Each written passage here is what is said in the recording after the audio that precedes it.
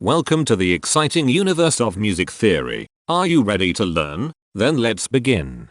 Today we will talk about Scale 1019, Aeranygic, which sounds like this.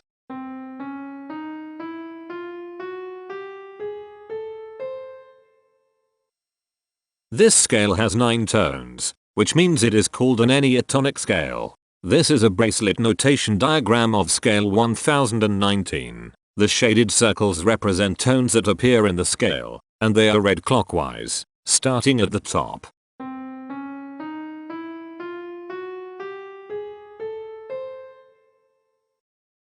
The pitch class set for this scale is 0, 1, 3, 4, 5, 6, 7, 8, 9. The fault class is 9, 3. This set is not prime. The structure of a scale is a description of the interval distance between each successive tone. This scale has a structure of 1 2 1 1 1 1 1 1 3.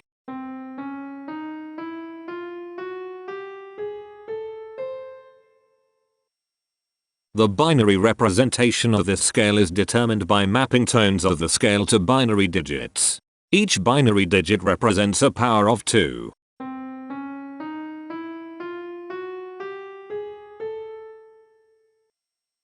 To get the scale number, we add the powers of 2 together.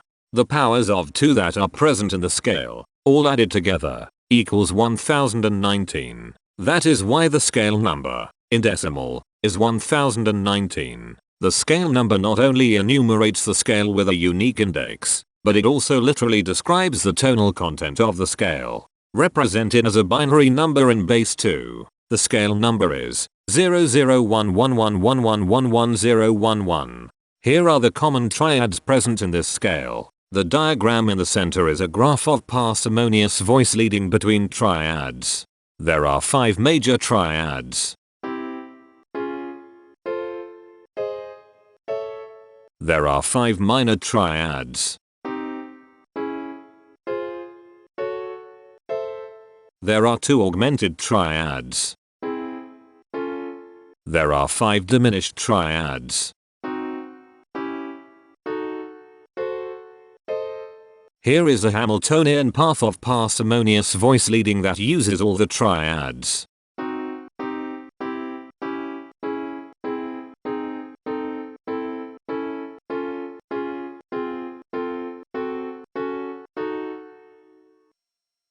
This scale has 9 modes. The first mode is itself. The second mode is scale 2557, also known as Aeranygic. It sounds like this.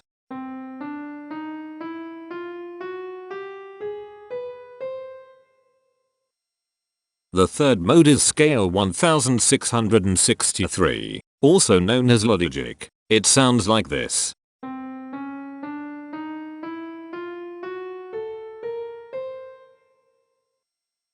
The fourth mode is scale 2879, also known as Aeranygic. It sounds like this.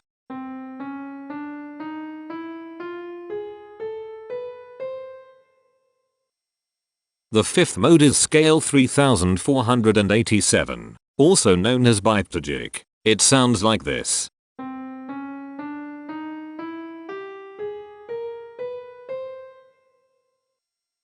The sixth mode is scale 3791, also known as Aeranygic. It sounds like this.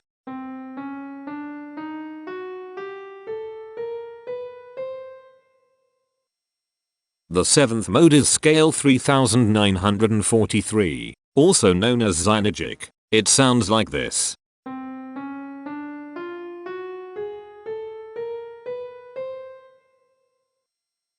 The eighth mode is scale 4019, also known as Aeranygic. It sounds like this.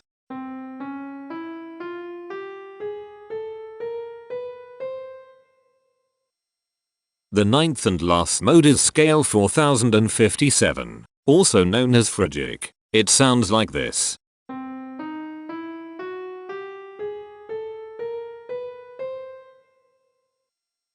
Imperfections are tones that have no tone a perfect fifth interval above them. This scale has 3 imperfections. They are at positions here, here, and here. Hemitones are instances where two tones in the scale are a semitone apart.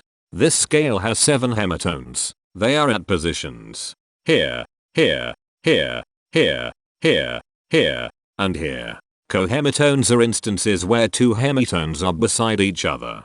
This scale has 5 cohemitones. They are at positions here, here, here, here, and here. The distribution spectra describes the size of each of the scale steps, which in turn describes how evenly spaced the tones are. A generic interval is how many scale steps are between one tone and another. A specific interval is how many semitones apart they are. The generic interval of one scale step comes in 3 different specific interval sizes. 1 semitone, 2 semitones, and 3 semitones. The spectrum width of this generic interval is the highest, 3, minus the lowest, 1, which equals 2. The generic interval of 2 scale steps comes in 3 different specific interval sizes.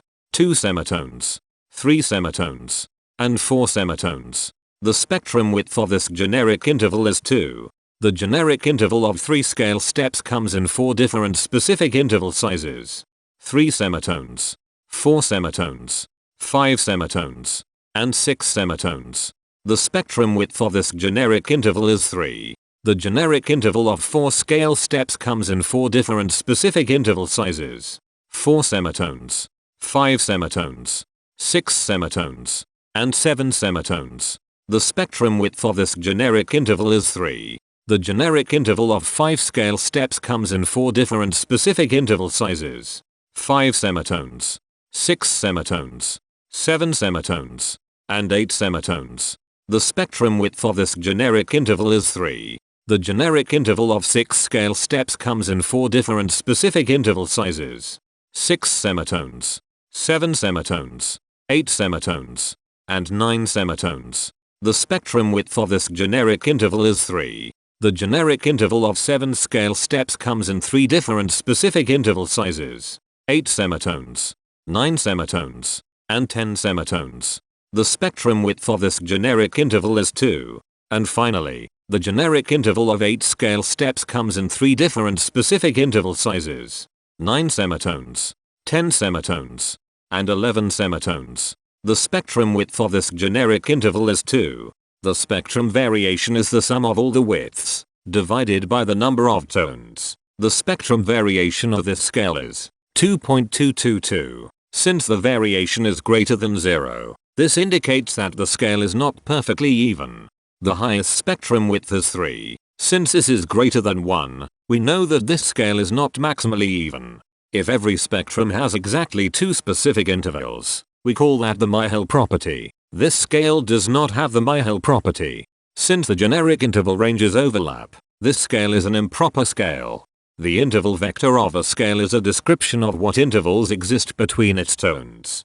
There are 7 intervals with the size of 1 semitone. They are here, here, here, here, here, here, and here. There are 6 intervals with the size of 2 semitones. They are here, here, here, here, here, and here. There are 7 intervals with the size of 3 semitones. They are here, here, here, here, here, here, and here. There are 7 intervals with the size of 4 semitones. They are here, here, here, here, here, here, and here. There are 6 intervals with the size of 5 semitones. They are here, here, here, here, here, and here. There are 3 intervals with the size of 6 semitones. They are here, here, and here. Each interval does not appear in this scale a unique number of times, so this is not a deep scale. Heteromorphisms are comparisons between every interval in a set. They can be classified as contradictions, ambiguities, and differences. A contradiction exists when a small generic interval has a bigger specific size than a larger generic interval. For example, if a generic third interval has a larger size in semitones than a generic fourth interval, that is a contradiction. The number of contradictions in this scale is 64. An ambiguity exists when 2 intervals have the same specific size, but they have different generic intervals. For example, If a generic fourth and a generic third interval are the same size in semitones, that is an ambiguity. The number of ambiguities in this scale is 107.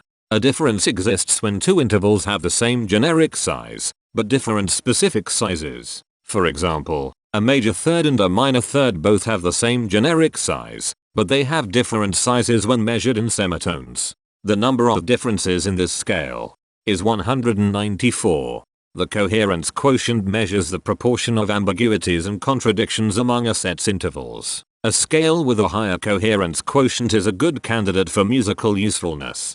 The coherence quotient is 0.63.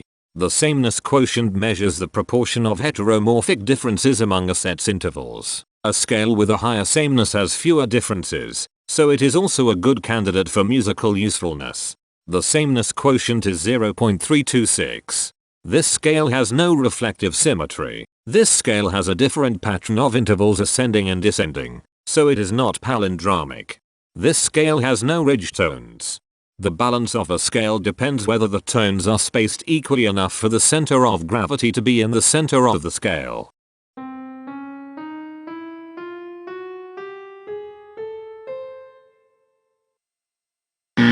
This scale is not balanced.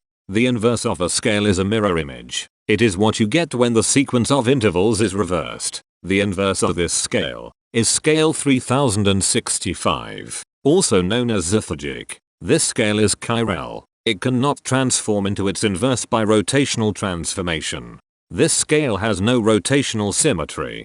For even more detail about this scale, visit enneatonic.com/musictheory/scales/1019.